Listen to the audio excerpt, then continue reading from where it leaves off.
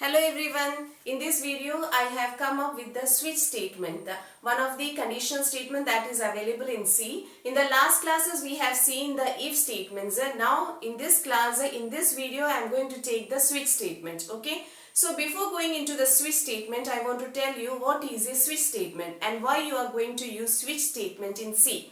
So you know what happens in case of the if-else statements, this switch statement is going to replace long if-else constructs that we usually use in C programming language. Okay, so you can see in this board, I have written one example which is using the nested if-else constructor, if-else statements. Long if-else statements have been listed here. So I want to explain this statement before going into the switch statement. Okay. So this is a program where you can see that x is a variable which has been used and it has been initialized with the value 10. And you can see that if this condition is true, one condition is being checked, and if this condition is true, this statement gets executed and the result will be x is 30. If this condition is not true, the control comes here and this condition is being checked.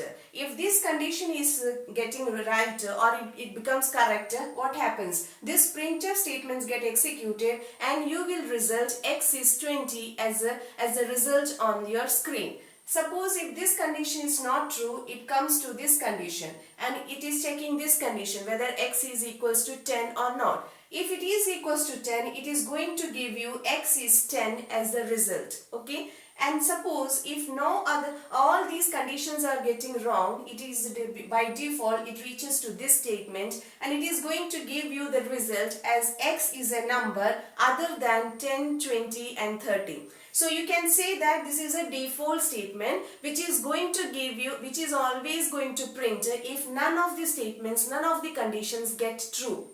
Okay, so you will get by default the result as x is a number other than 10, 20 and 30 if no other conditions get satisfied during the execution. If all these three conditions is false during the execution, what happens? You are getting the result of this program as x is a number other than 10, 20 and 30. So hope this is clear to you. So you can see that we have written this program using a long if-else statements.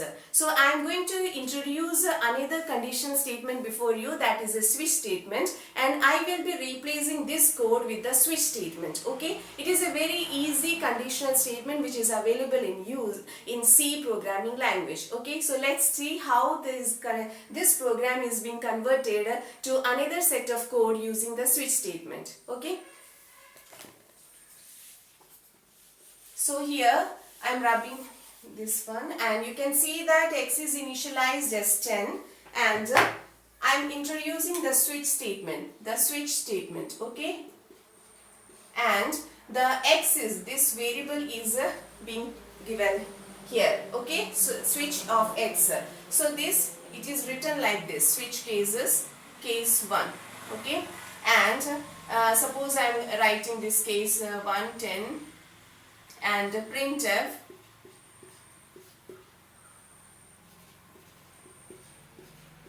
x is 10 and break, and suppose let me give you 1, 2 or this. Okay, so suppose this is case 2, printf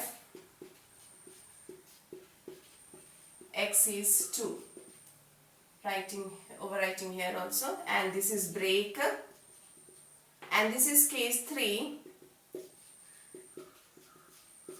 x is 3. Okay, break, and another statement I am introducing here, another label default, which is going to print x is a number other than 1, 2 and 3. Okay, so break, and this is the statement, end of the switch statement, return 0 and end of the program. Okay, so you can see that this is the format of a switch statement. This is a variable x which I have already introduced in the statement, in the program, initialized in the program x as it is equal to 1. So this x is being checked with all the cases. This case 1, case 2, case 3 and default. So many cases are there. So if it is this x, this label x is being checked with all the case labels. This 1, 2, 3 are known as case labels. So this variable, this x label is being checked with each one of the case labels. And you have to understand that it is going to check from top to bottom only. So first it is going to check whether x is the value of x is equal to 1. If it is equal to 1, what happens? It is going to print this statement, and the result will be x is 1. And then the break gets executed and you can come out of the switch statement. Okay. If not, this x is not equals to 1, it is going to check whether x is equals to 2. If it is equal to 2, these statements get printed and then you can come out of the statement, switch statement. If not, x is equals to 3, it is going to check whether x is equals to 3. If it is equal to 3, it is going to print x is 3 and break is there. And suppose none of the case labels are getting matched with this x, what happens? This default statements get executed and you will get the result as x is a number other than 1, 2 and 3 on your computer screen, okay, as the output of this program. And if after that you can come out from the switch statement, okay. So you have to understand one thing, this is not compulsory, this break statement is not compulsory. If you are not putting the break statement, what happens? This condition, this x is being checked with this case label and you can see that as the value of x is 1, so it is matching here, case 1, okay. So this 1 and this 1 gets matched. So what happens? These statements get executed and the result is x is 1. You will get the result as x is 1. And suppose this break statement is not present here, what happens? Default, it will come to and execute this statement also. And it is going to execute all the consecutive statements till the control reaches any of the break statements, okay. Otherwise, if it reaches to the break statement, it will come out of the switch statement. Otherwise, it is going to execute all the consecutive statements which are present in the switch case statement, okay, switch case constructor.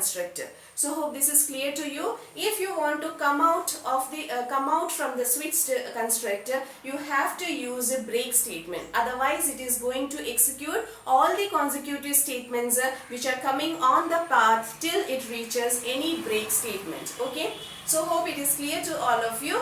Now, I am going to tell, this is the simple, so what happens, and another thing is that this default statement, it is not necessary that you have to always put default here, okay. If you are not putting default, no problem is there, okay. So default is not necessary, it is an optional one. So hope it is clear to you. Now let me come to some of the points that you have to keep in mind while using switch construct in C program, okay. So let me take those, let me make you understand those rules one by one. The first thing is that you are not allowed to add duplicate numbers, duplicate case labels. That means you are not supposed to use like this.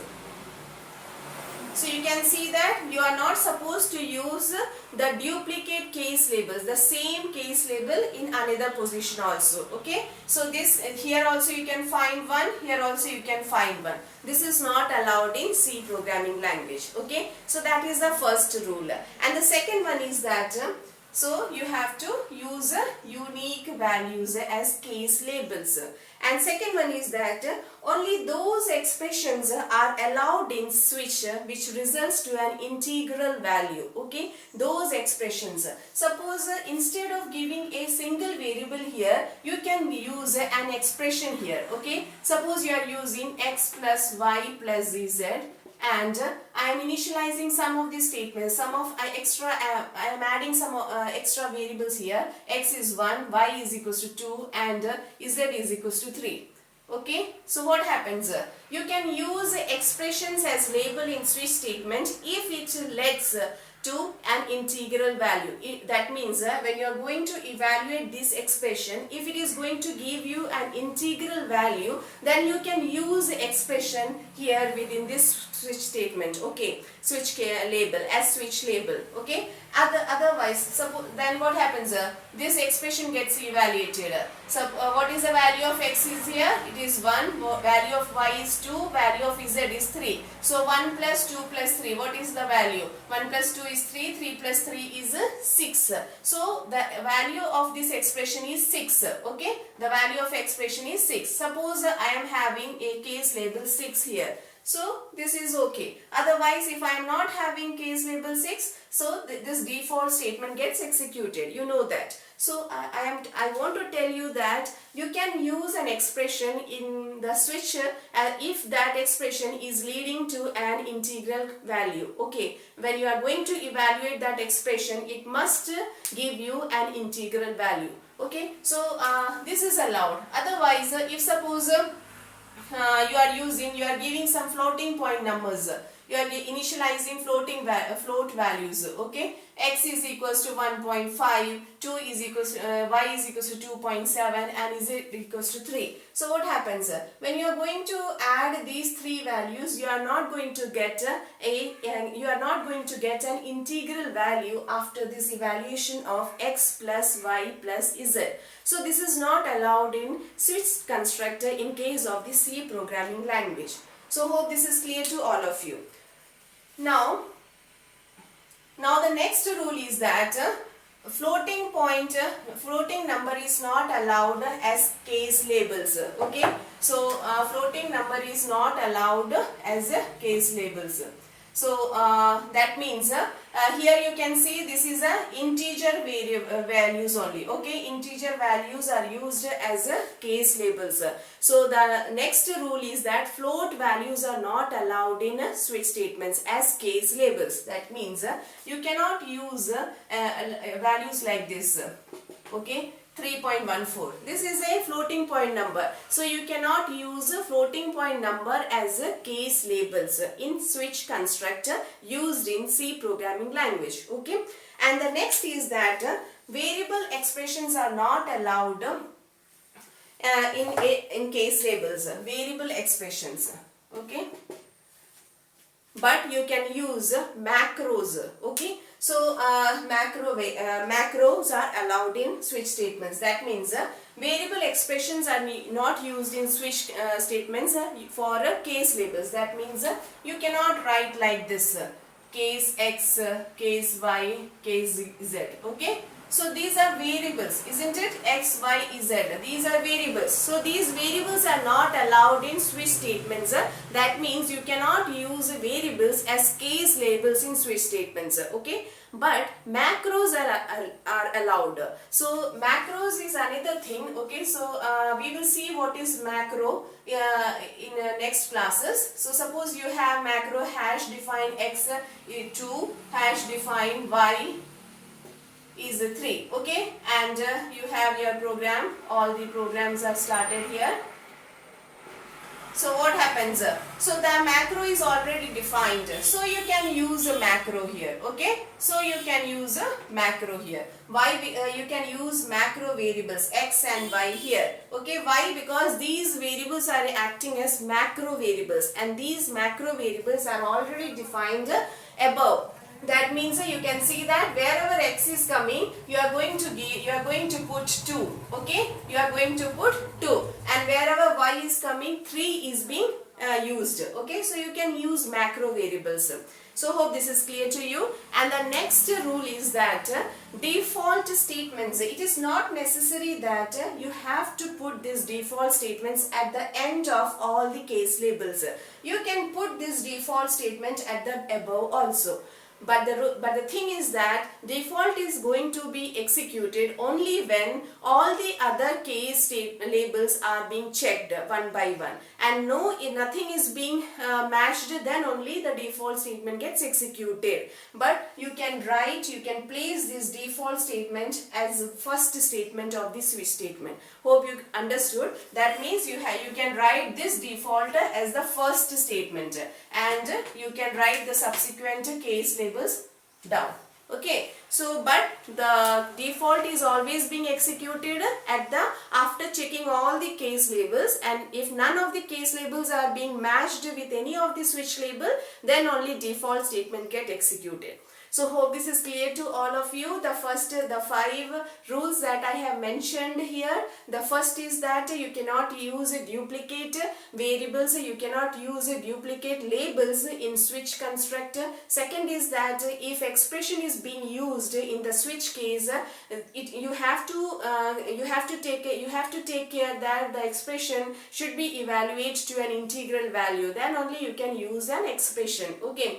And the third one is that floating numbers are not allowed as case labels in switch statements. And the fourth one is that variables are also not allowed in switch statements as case labels. But you can use macro variables as case labels. Okay. So, and the last one is that default, regarding the default one.